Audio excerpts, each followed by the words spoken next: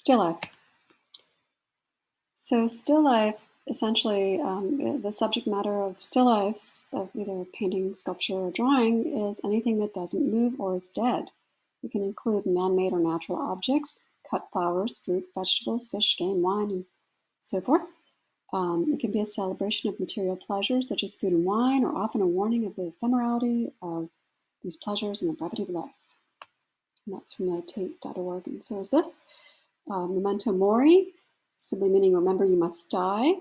These are still lifes that remind us of the shortness of life.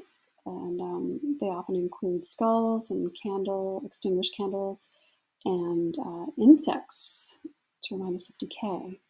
There's an old still life from 1628, the skull, and some smoking something or other in the corner on the left. See over here?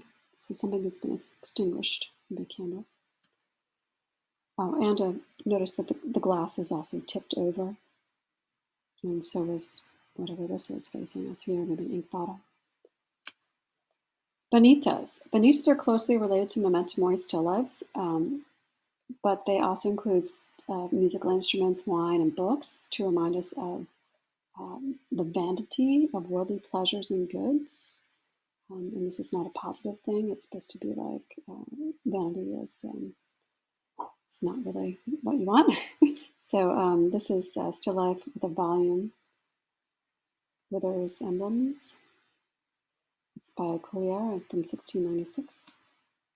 Here's some historical art examples. Caravaggio, Still Life with Fruit on a Stone Ledge. It's from 1605. This is from Clara Peters from 1620.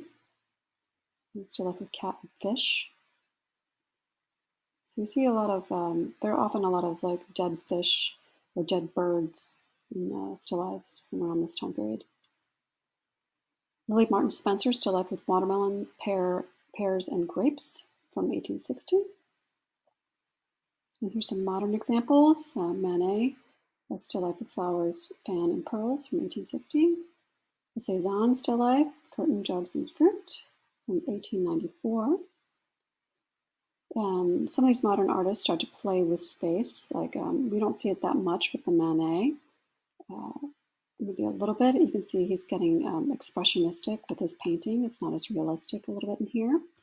And then with Cezanne, who is kind of playing with sort of a flattening space. And Giorgio Morandi, Still Life from 1946, playing around with extreme light values.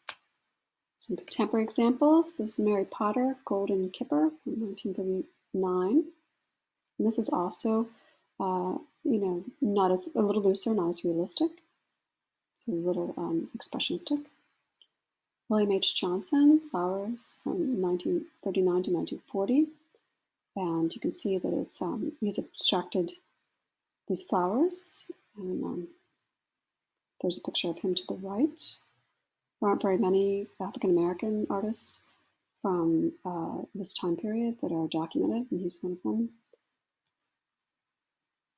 This is another African-American artist, Ernie Barnes, who was a football player. He retired in 1962 and started painting. This is Stored Dreams, and it's acrylic on canvas made sometime after 62. And there's a picture of him in front of one of his large paintings showing some football players. This is by Wayne Thibaud, Cakes, number 1, Pastel and Graphite. Jan Miller, Still Life with Nectarines from 79. Hyper-realist. Claudio Bravo, Stones and Mortar from 1989. Has kind of a hazy look to it, a little bit.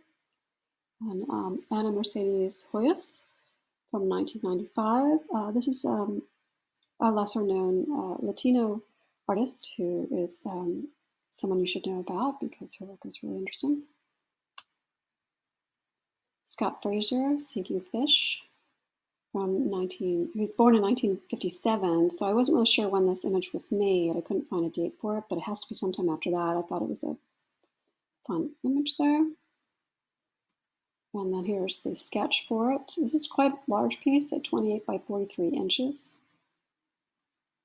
And this is Jim Ben Suh, I don't know how to say his name exactly, called Feeding Time from 2018. And it's oil on canvas. And there's very bright colors in his work. The next one is also very bright from 2019, so it's just made last year, called Close Encounters. All right, and that's, I believe, the last image I have for this lecture. Thank you.